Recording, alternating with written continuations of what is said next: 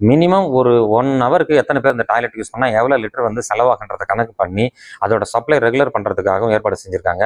ஒவ்வொரு சின்டெக்ஸ் டேங்க்லையும் out of flow meter fix பண்ணியிருக்கோம். எத்தனை பெர்சென்டேஜ் அது இருக்குன்னு அதை காமிச்சிரும். செக் வால்வ் மூலமாக எந்த டேங்க்குக்கு தண்ணி தேவையோ அதை மட்டும் நம்ம ஆப்ரேட் பண்ணிக்கலாம். தண்ணி வேஸ்ட் ஆகாது. இந்த முறை தண்ணி இல்லைன்ற பிரச்சனை இருக்காது.